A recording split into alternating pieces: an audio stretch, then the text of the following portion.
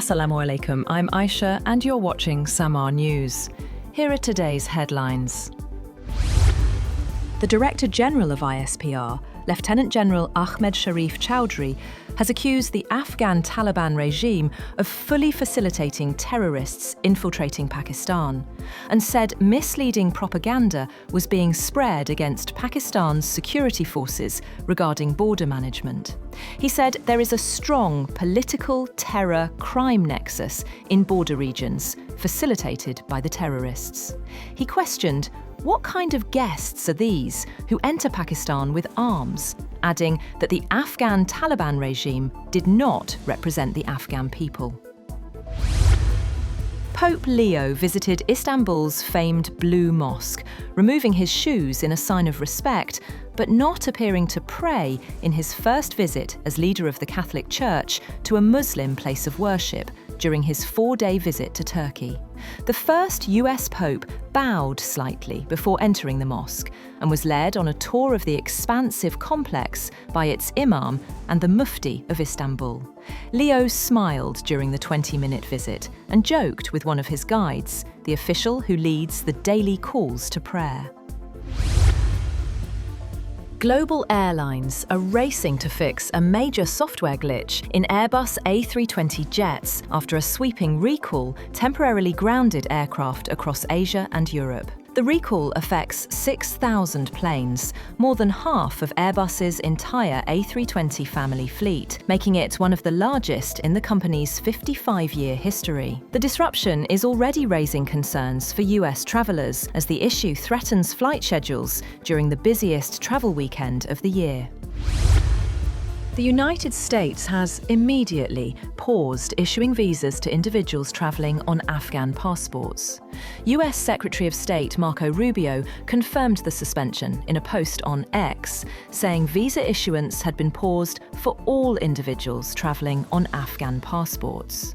In a parallel move, the US Citizenship and Immigration Services say they have halted all asylum decisions until they can ensure that every alien is vetted and screened to the maximum degree possible. Georgian authorities have arrested opposition leader Alexandra Elisashvili in Tbilisi on charges of attempted arson at the court chancellery building. Police say he broke in at dawn by smashing a window with a hammer, then poured gasoline and tried to set the building on fire. Officials report he was carrying a firearm and injured a court bailiff during the arrest. Meanwhile, the Afghan man accused of shooting 2 National Guard members in Washington, killing one, will face first-degree murder charges. US Attorney for the District of Columbia said that other charges would be filed against 29-year-old Rahmanullah Lakanwal, who she said ambushed the soldiers from the West Virginia National Guard near the White House.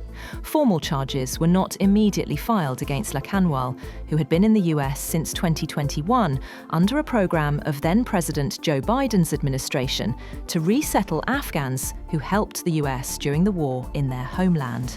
He was granted asylum under Trump.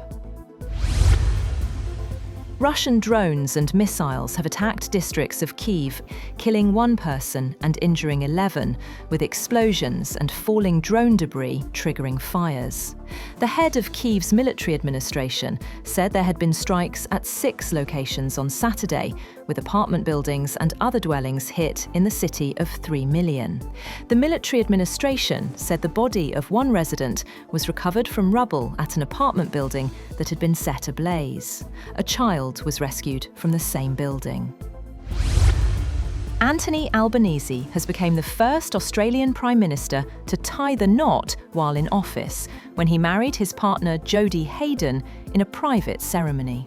The couple married at a small ceremony in the presence of family and close friends at The Lodge in the capital city, Canberra. Albanese said in a statement released to the media that the couple are absolutely delighted to share their love and commitment to spending their future lives together in front of family and closest friends.